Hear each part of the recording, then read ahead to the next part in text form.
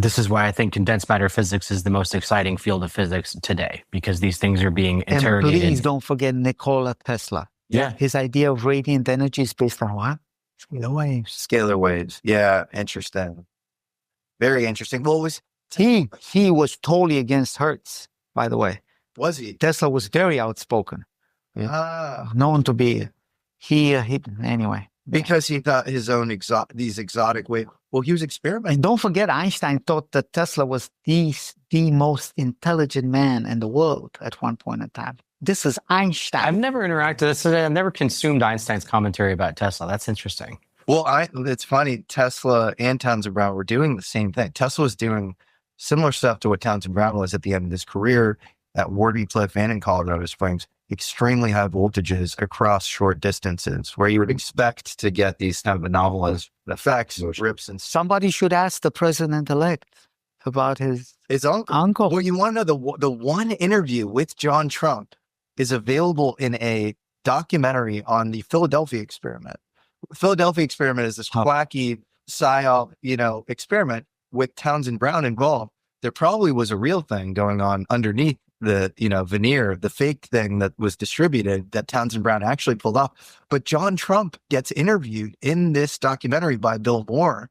And John Trump was tasked with looking through Tesla's files when they confiscated him from his apartment in New York. Yeah. And so he was the national security, he was very close with Vannevar Bush. If there is a legacy UFO program, John Trump had to, he was the top radar expert in the country. I think he even owned a company called High Voltage LLC or something like that. I believe Tesla physics, quote unquote, can bring these things down. This is our trump card. Mm-hmm. I truly believe Bring what stuff? it's the genius of Nikola Tesla that will one day help us in the upcoming, let's say, if there's such a thing, a cosmic war. Oh, you're saying invasion. Well, that's what Greer says. I don't like to talk about that. I think that's I think we shouldn't mess with the stuff and let them decide. Let them decide. I think they're way more advanced. Again, I believe we are property. Oh man, I think they're factions, and I think they're good initiatory factions, and then they're bad, malevolent, more actively fucking with us faction. Well, interesting math emerges when you look at the sheer number of galaxies, the sheer number of stars per galaxy, the age of the universe, the number of emergent species that can emerge from a given planet.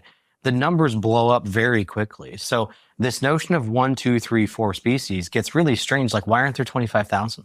Why aren't there 30,000? Yeah. And so I think so on the nuts and bolts side, I think there are power scaling restrictions in play that restrict how far you can go with any sort of FTL technology. But at the same time, I think it informs the political landscape. Yeah. Well, we assumed, right, this like binary angels and demons or angels or demons. Right. But Like, there's no gray zone.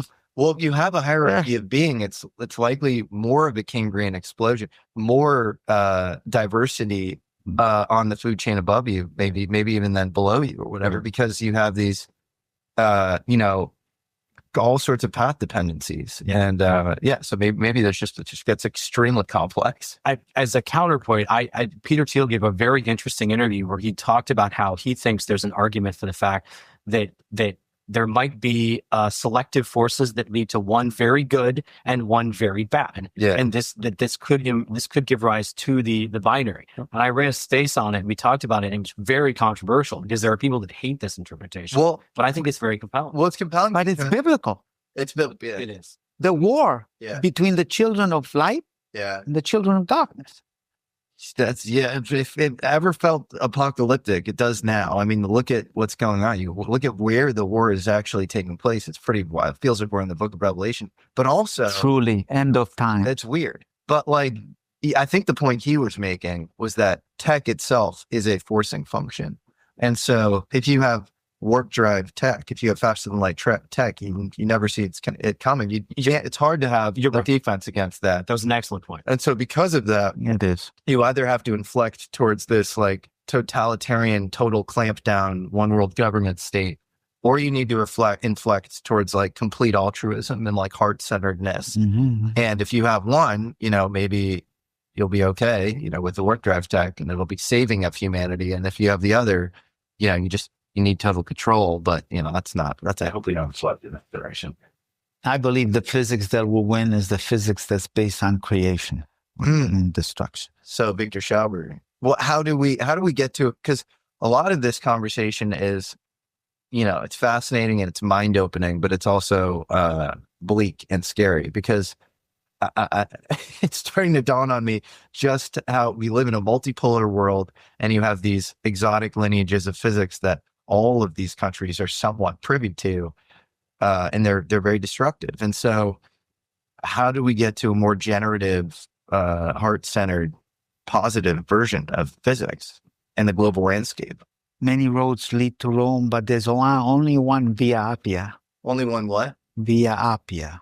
The one that the aqueduct was built along. It was the major road that led to Rome.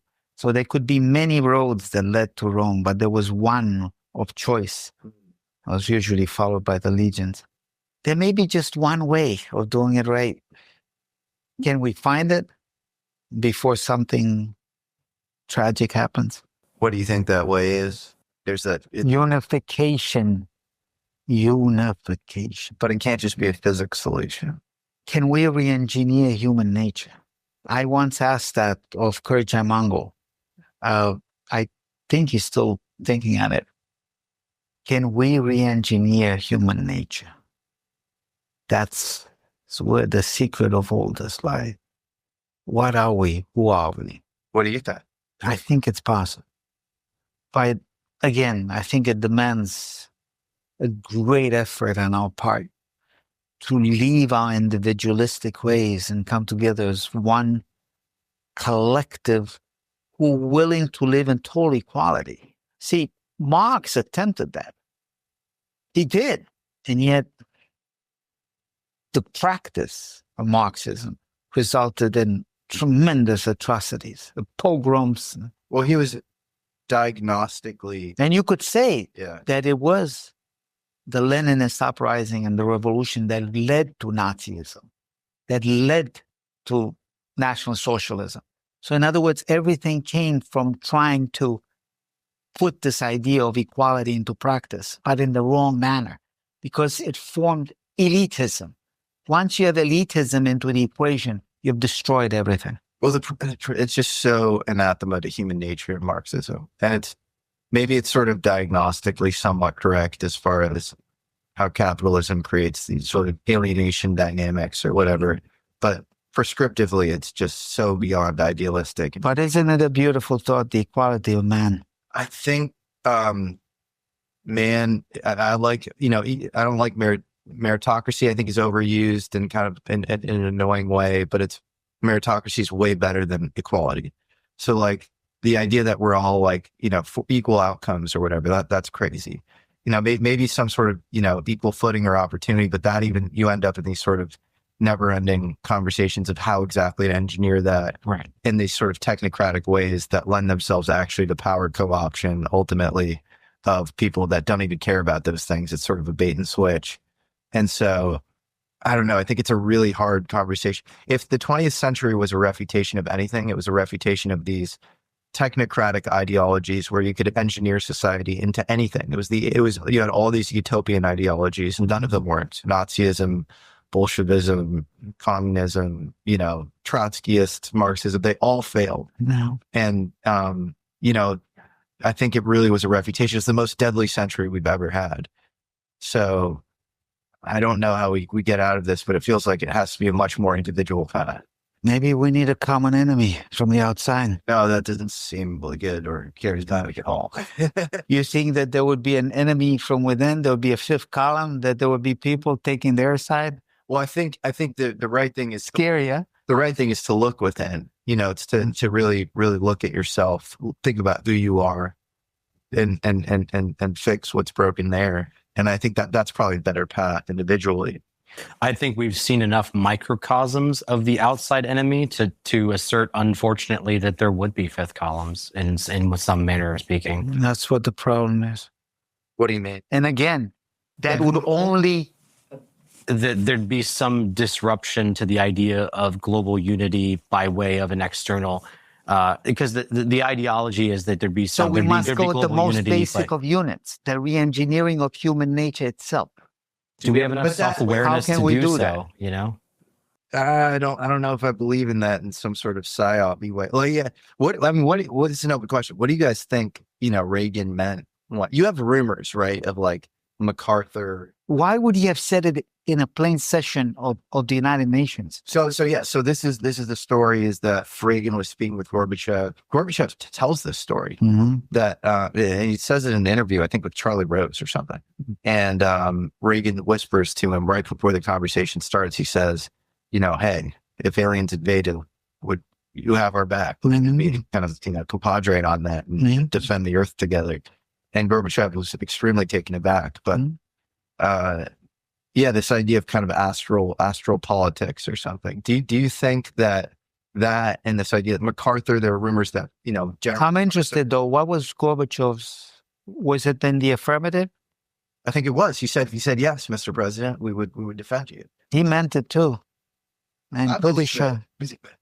Is that real though? I mean, is that like Reagan like kind of messing with him, or sometimes you have leaders that are meant to be there at the right time under the right circumstances. I believe they're born for that particular purpose, to make sure that Earth is not pushed toward the precipice of perdition. Maybe we're meant to have a certain balance between the children of the darkness and the children of the light. What do you mean? Equilibrium. And yet everything happens far away from equilibrium. Everything that's physically important. How interesting. What? Well, it's not, we're speaking of a mystic. What's going on? What do you mean? I don't know. Jack, throw some light on that. Analogously to the Pais effect, which takes place far from equilibrium, where you can see these novel behaviors in the bulk. Yeah. You have average behavior, you have average outcomes. And so he's making an analogy to that. Well, yeah, I mean, you have like thermodynamic laws around that. Right.